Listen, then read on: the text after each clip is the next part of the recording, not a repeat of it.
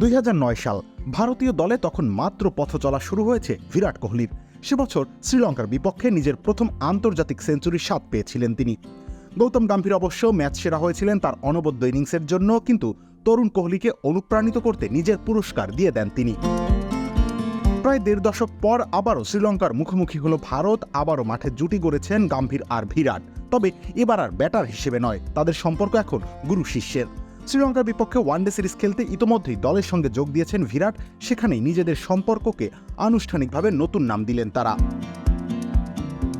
তাদের আলাপচারিতার একটি ছবি এবং 2009 সালের পুরস্কার বিতরণের ছবি একসঙ্গে সামাজিক মাধ্যমে প্রকাশ করেছে দিল্লি ক্যাপিটালস, আর সেখানে লিখে দিয়েছে ফ্রম হিয়ার টু হিয়ার। এছাড়া রয়্যাল চ্যালেঞ্জার্স বেঙ্গালুরু এবং সানরাইজার্স হায়দ্রাবাদ তাদের ছবি নিজেদের অ্যাকাউন্টে পোস্ট করে মজার ক্যাপশন দিয়েছে। মুহূর্তের মাঝেই সেসব পোস্ট ছড়িয়ে পড়েছে নেট দুনিয়ায়। পড়বেই না কেন, দুজনের সম্পর্ক নিয়ে তো কম আলোচনা হয়নি। শুরুর সুসম্পর্ক ছাড়িয়ে একটা সময় পর্যন্ত তারা একে অপরের শত্রু হয়ে উঠেছিলেন। আইপিএলে একাধিকবার বিবাদে জড়িয়ে পড়তে দেখা গিয়েছিল তাদের। সবশেষ 2023 আইপিএলে লখনৌ বনাম বেঙ্গালুরু ম্যাচেও বিতর্কের জন্ম দিয়েছেন এই দুই তারকা।